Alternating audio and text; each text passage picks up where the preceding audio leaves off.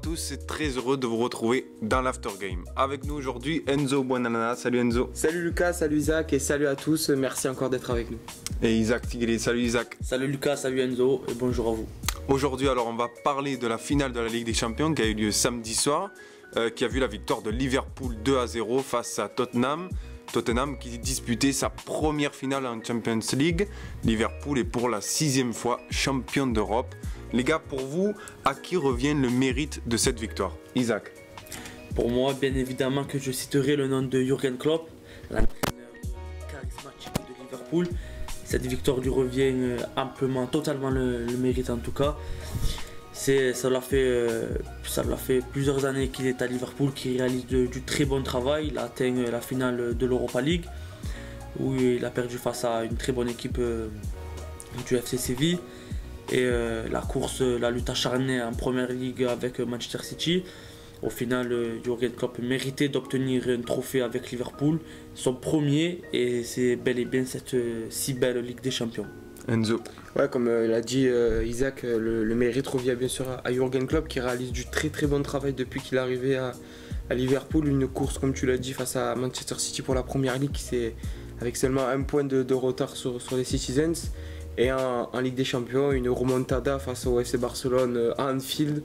Pour les supporters, ça doit être fabuleux après tant d'années sans titre de Ligue des Champions, revenir sur la scène européenne et remporter ce trophée 2-0 en plus face à un club anglais.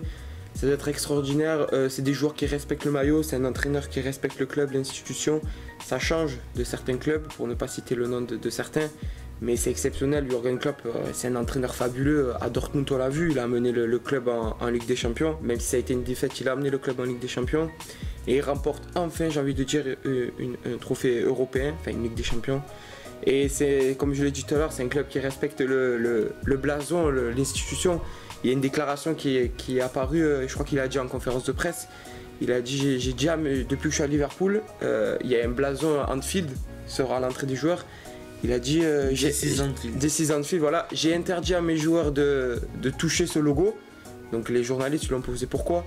Parce que tant qu'ils n'ont pas remporté un trophée européen, ils ne respecteront pas l'institution Liverpool. Donc rien que ça, je pense que ça doit être fabuleux pour les supporters. Et Jürgen Klopp a de l'avenir et un très bel avenir à Liverpool. Il faut savoir que dans ces 10 dernières années, Liverpool n'arrivait même pas à se hisser en qualification en Ligue des Champions. Et même ils ont vécu une dynamique très compliquée. Très compliquée. Et même lorsqu'ils arrivaient à se qualifier en Ligue des Champions, passer les poules, c'était déjà beaucoup pour eux, c'était fabuleux. Alors les voir remporter cette Ligue des Champions, bien sûr que le mérite revient totalement à cet entraîneur exceptionnel qui est Jürgen Klopp. Et sincèrement, la finale qu'ils ont jouée, c'était le match retour face au FC Barcelone. Après s'être incliné 3-0, mettre 4 buts à cette grande équipe du FC Barcelone à domicile d'une telle manière. Liverpool mérite amplement sa victoire en Ligue des Champions. C'est un club historique anglais, c'est le 6e trophée, comme tu l'as dit Enzo, de Champions League. Après cette finale dantesque face à l'AC Milan en 2005, où Liverpool perdait 3-0, a réussi à revenir à 3 partout et s'imposer à la séance de tir au but. En tout cas, pour Jürgen Klopp et ses joueurs, c'est de bon augure pour la saison prochaine et pour le championnat de Première Ligue qu'ils n'ont jamais remporté depuis sa création en 1990. Et pour parler de Tottenham, Pochettino a-t-il fait les bons choix, Enzo? Non, je pense pas. Tout d'abord, la demi-finale face à l'Ajax Amsterdam, un joueur s'est révélé, c'est Lucas Moura avec son triplé. Et le mettre sur le banc, je pense que déjà c'était un mauvais choix. Lucas était sur une bonne dynamique, avait qualifié les Anglais, les Spurs, avait qualifié les Spurs en finale. Et le mettre sur le banc, je pense que c'était un mauvais choix. Un penalty dès la première minute, c'est très compliqué à gérer aussi, à se mettre dans le match. Mais voilà, déjà le choix de Lucas sur le banc, je ne suis pas totalement d'accord avec Pochettino. Isaac.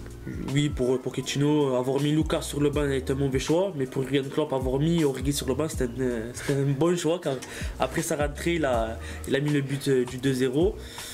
C'est le super sub. C'est ça, le super sub du Divock Origi. 3 frappes seulement avec des champions pour 3 buts. Un doublé face au FC Barcelone et ce but légendaire en finale de Ligue des Champions.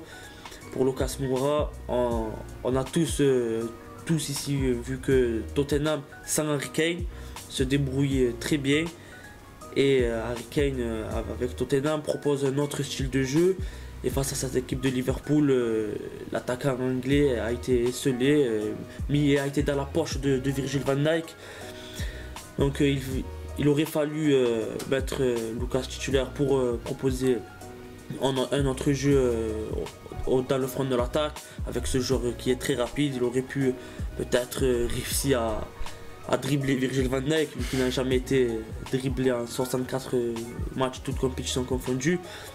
En tout cas, pour Tottenham, ils n'ont pas mis en grande difficulté Liverpool lors de cette rencontre. Ouais, j'ai pas senti une certaine révolte de la part des Spurs.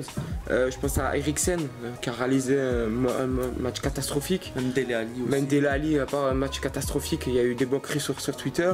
Moussa Sissoko qui a réalisé une très bonne campagne européenne et était le meilleur joueur du club, ça il faut le noter. Il a réalisé un match moyen aussi. Le seul encore qui est sorti du lot, je vais le répéter, mais c'est Hugo Lloris qui a retardé les chances le plus possible après le 1-0. Et voilà, on n'a pas senti un sentiment de révolte. Même Pochettino, on le sentait abattu un peu sur le banc de touche, contrairement à Jurgen Klopp qui a rangé ses joueurs. Et même, comme tu l'as dit, Harry Kane a réalisé un match décevant, très décevant pour l'attaquant anglais. Donc voilà, c'est un tout qui a fait que le Tottenham s'est incliné. C'était une rencontre un peu ennuyeuse, sauf pour les fans de Liverpool qui ont vu cette victoire finale. Nous, passionnés du football, n'avons pas vu un très grand match et pas à la hauteur en tout cas de cette compétition, cette Ligue des Champions qui nous a proposé des matchs historiques. Peut-être que ça a été une des plus belles Ligues des Champions de l'histoire. Mais la finale. Mais cette finale a été un peu décevante, en tout cas pour ma part. Juste un mot pour terminer, Lucas. L'année dernière, le gardien de Liverpool, Karius, plombe son équipe. Cette année, Alisson Becker, le gardien de Liverpool, réussit à faire gagner les Anglais. Donc, le retournement de situation pour Liverpool. Voilà, le recrutement d'Alisson Becker après l'avoir chippé à l'AS Roma, c'était un très bon gardien, un très bon choix. Donc c'est un peu grâce à lui, même lors de la demi-finale quand même, il a réalisé de très grands arrêts. Et lors de cette finale aussi, c'est la même chose. Il a été à un niveau exceptionnel tout au long de la saison. À un moment, on a pu le voir en difficulté. C'est peut-être cela qui a coûté le titre à Liverpool de Première Ligue. Mais il a su remonter la pente. Il a su remonter la pente et c'était un très bon gardien. Le Brésil peut se vanter d'avoir retrouvé deux très bons gardiens à la présence d'Ederson et Alisson Becker. Et pour toi, est-ce que les joueurs de Tottenham pourront réitérer l'exploit de cette année? Ça a été déjà un exploit d'avoir atteint le stade des demi-finales, même d'avoir éliminé City en quart. Alors revenir en finale de Ligue des Champions, c'est très compliqué. Liverpool a su le faire, car cette équipe s'est renforcée et très bien justement. Pour Tottenham, voilà, cela passera par le mercato estival. Toutes les grandes équipes, je pense au Bayern Munich, au Real Madrid et même au FC Barcelone, reviendront plus fort la saison prochaine. Donc il va falloir que Tottenham s'active un peu sur le mercato estival. Cela fait 1 an, 2 ans que cette équipe ne se renforce pas. Cela a payé pour Pochettino d'avoir créé un très bon groupe et d'avoir su se hisser en finale de Ligue des Champions. Déjà en Première Ligue, on sait que cette équipe est en difficulté. Elle a vécu une mauvaise fin de saison. Cela aurait pu lui coûter la place en Ligue des Champions. Heureusement qu'Arsenal n'a pas su être à la hauteur. Pour réitérer l'exploit, cela va être très compliqué, mais on laisse toujours de la place à l'espoir comme on l'a vu cette année avec l'Ajax Amsterdam et justement Tottenham. Enzo. Ouais, ça va être très compliqué pour l'équipe de Pochettino de réitérer l'exploit. Tout va se jouer sur le mercato aussi, ça va être très important. Est-ce qu'ils vont perdre des joueurs? Quelle recrue va faire les Spurs? Comme tu l'as dit, Isaac, les grands clubs européens vont se renforcer, à l'instar du Barça, du Real de Madrid avec un nouveau cycle, le Bayern de Munich où de nombreux joueurs sont attendus. Donc voilà, ça sera très compliqué pour les Anglais. Je pense aussi à la Juventus ou même à Manchester City, deux clubs qu'on attendait en finale de Ligue des Champions cette année et au final qu'on déçu. Donc voilà, on attend tous ces clubs et Tottenham, ça va être très compliqué pour eux. Je pense à Eriksen aussi qui peut-être va quitter le club. Donc voilà, tout ça fait que ça va être très compliqué pour eux de réitérer l'exploit. Mais comme tu l'as dit, cette année, l'Ajax Amsterdam et même Tottenham ont fait l'exploit de faire une très belle campagne européenne. Donc pourquoi pas l'année prochaine. La Ligue des Champions nous offre tellement de surprises, donc on verra l'année prochaine. Magique. On parle plus de Ligue des Champions, on passe à l'équipe de France qui jouait hier soir à Nantes. L'équipe de France s'est imposée 2-0 face à la Bolivie en match amical. Les gars, Didier Deschamps doit-il faire confiance aux joueurs avec peu de temps de jeu? Enzo? Oui, je pense que oui. Hier soir, on l'a vu face à la Bolivie, même si la Bolivie est dernière au classement des pays dans la zone sud américaine. Donc même si c'est une équipe moyenne, même très faible, on a vu que de nombreux joueurs se sont illustrés. Je pense à Thauvin, à Thomas Lemar ou même à Wissam Ben Yedder qui ont réalisé une très belle rencontre, ou même les entrées de Léo Dubois ou même la titularisation de Lucas Digne. Voilà, tout ça fait que il faut faire confiance à ces jeunes joueurs qui ont besoin de temps de jeu pour prouver qu'ils ont leur place en équipe de France, mettre un peu de concurrence sur le côté. Je pense surtout sur les côtés. Benjamin Pavard qui a réalisé une saison très moyenne. On voit que Léo Dubois a fait une très belle rentrée. Même Lucas Digne réalise une très belle saison à Everton. Il a été élu meilleur joueur d'Everton. Donc voilà, il faut faire confiance aux jeunes joueurs. Thauvin, il a été critiqué, il a été critiquable, il a été critiqué contre l'Islande. Je me rappelle à Gengar avait réalisé un très beau match. Hier, il a joué 90 minutes, il a réalisé une très très belle rencontre. Il s'est bien entendu, je trouve, avec Griezmann ou même avec Léo Dubois, un Lyonnais. Donc voilà, il a joué 90 minutes, il a prouvé que oui, il pouvait rentrer, il peut faire quelques rentrées, même être titulaire. Donc voilà, il faut faire confiance aux jeunes. Wissam Ben Yedder aussi, qui a retrouvé l'équipe de France.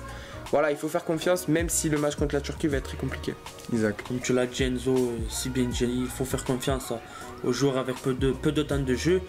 Et si c'est pas dans ces rencontres-là, je ne sais pas dans quelle rencontre on pourrait faire jouer. Face à la Bolivie, match amical, même si c'est l'équipe la moins bonne de la zone sud-américaine. C'est dans ces rencontres-là qu'il faut faire jouer les joueurs avec peu de temps de jeu pour leur donner de la confiance. Et pourquoi pas, pour leur laisser espoir d'obtenir une place de titulaire. C'est bien de savoir que l'équipe, il a des joueurs qui se concurrencent, qui peuvent prendre la place des joueurs déjà en place, qu'il n'y ait pas un 11 déjà établi et indélogeable. En tout cas, très bon match de l'équipe de France. Florian Thauvin, 90 bonnes minutes. C'est bien pour ce joueur que, comme tu l'as dit, Enzo, a été critiqué. Donc c'est dans ces rencontres-là qu'il faut s'illustrer et il a très bien fait. Même Thomas Lemar, moyen depuis, on va dire, un an et demi, qui a réalisé une Coupe du Monde, on va dire, qui n'a pas existé en Coupe du Monde. Début de saison compliqué avec l'Atlético de Madrid, une fin de saison, on va dire, un peu meilleure. Et hier, même si c'est contre la Bolivie, comme tu l'as dit, il a réalisé un très bon match. Pareil, il est sorti à la 85e. Donc voilà, il faut montrer ses joueurs. Rappelons qu'Olivier Giroud et Kanté sont arrivés samedi, sont arrivés vendredi avec le groupe, et qu'Hugo Lloris devrait les rejoindre ce lundi pour rejoindre le groupe, et Benjamin Lecomte du coup est reparti à Montpellier. D'accord. Voilà. Et doit-on s'attendre à un match compliqué face à la Turquie, match éliminatoire pour l'Euro 2020, Enzo? Ouais, c'est un match piège. La Turquie s'est imposée 2-0 face à l'Ouzbékistan. Pareil, c'est que l'Ouzbékistan, mais voilà, la Turquie s'est imposée. Un nouveau cycle pour la Turquie avec de nombreux jeunes, de nombreux talents. Et sachant que l'équipe de France se déplace en plus en Turquie, donc encore plus de pression.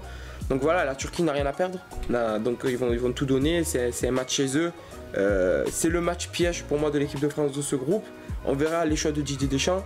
S'il remet un 11 type, on va dire, avec Giroud, Griezmann, Mbappé. Donc voilà, donc oui, c'est un match piège. Il faudra faire attention à l'équipe de France parce que c'est des matchs, on va dire, compliqués en fin de saison. En juin, je me rappelle contre la Suède, en match de barrage. La France était inclinée et avait réalisé une rencontre très moyenne, même les deux rencontres très moyennes. Voilà, ces matchs sont très importants et sont très compliqués à gérer pour l'équipe de France. Donc on verra les choix de Didier Deschamps. Isaac. Match piège, comme tu l'as dit, Enzo, d'autant plus que la rencontre se joue en Turquie. On sait tous que le climat dans ce pays, c'est exceptionnel, ce que les supporters peuvent transcender leurs joueurs. En tout cas, c'est le match piège pour l'équipe de France. Ils devront s'imposer pour espérer en tout cas obtenir une qualification saine et simple pour l'Euro 2020. Plus de mots sur la France? Non, c'est bon. Donc on va parler, avant de clôturer, un mot sur les barrages. Dimanche à 18 h avaient lieu les barrages nationaux Ligue 2. Les Gazélec d'Ajaccio sont inclinés. Le Gazélec d'Ajaccio s'est incliné face au Mans 2-0. Le club corse descend en national tandis que le Mans monte en Ligue 2. Plus tard, Dijon recevait le RC Lens pour le barrage Ligue 1, Ligue 2. Score 3-1 pour Dijon et ils se maintiennent donc en Ligue 1. Enzo, une réaction? Ouais, pour revenir déjà sur le barrage Ligue 2 national, je pense que pour les Corses c'est une désillusion. Il ne reste plus qu'un club corse en catégorie pro, on va dire, avec l'AC Ajaccio. Donc voilà, le Gaz avait réalisé, on va dire, une très belle rencontre à l'aller en s'imposant 2-1 face au Mans. Et hier, c'était très compliqué. 0-0 jusqu'à la 73e et le but du Mans qui a relancé les joueurs. Rappelons que 2 buts ont été refusés, un pour le Gazélec et un pour le Mans. Après, les Gazélec n'ont pas très bien géré la rencontre. Je pense au pénalty raté en toute fin de rencontre à la 90e, un pénalty qui était très important. Si le Gazélec marquait ce pénalty, les espoirs du Mans étaient quasi finis. Et après le face-à-face à la 96e, une action, on va dire, si c'est un joueur expérimenté, l'attaquant se met au point de corner, attend la fin de la rencontre, et le Mans et le Gazélec étaient maintenus en Ligue 2. Il a voulu jouer la contre-attaque. Il a voulu jouer la contre-attaque face au gardien, le gardien l'arrête et la contre-attaque suivante, le Mans, Soro fait un magnifique retourné qui permet au Mans d'aller en Ligue 2 depuis 2013. On rappelle que le Mans était rétrogradé en R1. Donc voilà, ils ont vécu de nombreuses saisons compliquées. Donc voilà, moi personnellement je suis content de retrouver le Mans en Ligue 2. C'est quand même un club emblématique des pros. Donc voilà, on verra ce qu'ils vont faire l'année prochaine. Et pour revenir sur le barrage Ligue 1, Ligue 2, Dijon a tout simplement surclassé le RC Lens, il fallait s'y attendre. Lens a terminé 5e en Ligue 2, donc de nombreux matchs, plus de matchs que le club en Ligue 1, même si Vachois a réalisé de nombreuses erreurs qui a coûté 2 buts à Lens. Voilà, Dijon a maintient son club en Ligue 1, les joueurs ont réalisé un très beau match. Comboiré, je pense, va rester. Après, on va voir s'il a des offres ou voilà. Philippe Montagnier aussi, il a des regrets, je pense. Le premier match à Bollaert, c'était une très belle rencontre réalisée par les Lensois. Et hier, un peu plus compliqué, je pense que la fatigue s'est fait ressentir et physiquement, c'était très compliqué pour eux. Isaac, une réaction sur les barrages? Avant de commencer, on passe un petit bonjour à Johan, le Corse. On attend le Sporting Club de Barcha dans ses prochaines qui monte en National saisons. 2. Ouais, qui monte en National 2. Donc on les attend, peut-être un retour en Ligue 2 comme pourrait le faire le Mans. En tout cas, c'est vraiment une très bonne nouvelle pour le Mans, club historique, comme tu l'as dit Enzo, dans les championnats français. Cela fait beaucoup de bien à ce club de retrouver le monde professionnel. Voilà, comme tu l'as dit, un match un peu particulier, un penalty raté et un but à la 97e minute qui permet à cette équipe de monter en Ligue 2. Voilà, c'est une très belle histoire pour ce club-là. Et pour revenir sur la rencontre RC Lens Dijon, tout simplement, c'est la meilleure équipe qui s'est qualifiée. Voilà, c'est Dijon qui mérite de rester en Ligue 1. Le match face à Bollaert du RC Lens, il était quand même un peu compliqué pour les Lensois. Voilà, on sait tous que les supporters c'est très important pour des joueurs, mais au final, on a vu qu'il y avait une différence de niveau entre Dijon et Lens. Comme tu l'as si bien dit Enzo, lors du match retour, le gardien lensois a coûté 2 buts pour Lens. Donc Dijon mérite amplement de rester en Ligue 1, tout simplement. C'est la meilleure équipe qui a remporté cette rencontre. Et donc voilà, c'est Dijon qui reste en Ligue 1. C'est une très bonne nouvelle pour Antoine Comboiré qui a réussi à maintenir le club dijonnais. Enzo? Ouais, j'ai juste une petite chose à rajouter. Le match Dijon-Lens a été retardé de 15 minutes par rapport à des supporters. Une barrière s'est effondrée sur le COP visiteur. Et il y a une enquête qui va être ouverte contre le club dijonnais. Voilà, donc ça à noter. Et après, pour revenir sur le Gazélec, c'est pas seulement une simple descente en National 1, c'est le statut pro qui va être mis en danger. C'est-à-dire que le club, le Corse, devra remonter automatiquement en Ligue 2 l'année prochaine. Sinon, le club perdra son statut pro. Donc là, je pense que ça sera très compliqué pour le Gazélec de remonter. Donc voilà, l'objectif pour le Gazélec, c'est de remonter en Ligue 2 tout de suite pour ne pas perdre le statut pro. C'est toujours bien de retrouver le monde professionnel après l'avoir quitté, en tout cas. Ouais. Les gars, on a terminé pour aujourd'hui. Parfait. Hein. Merci à tous de nous avoir suivis. Merci pour votre fidélité. Les gars, un dernier mot. Ben, merci à toi Lucas de présenter encore cette émission de façon fantastique. Merci, c'est gentil comme tout. Et on se retrouve bientôt. Petite dédicace à Yo. Yo, Petit beau jour d'Auvergne. n'hésite pas à mettre un pouce bleu, on sera content. Mais un pouce bleu pour la descente du gazelle. Et on se dit à la prochaine. À la prochaine, ciao les gars. Ciao ciao. Bien, bien. Vidéo parfaite.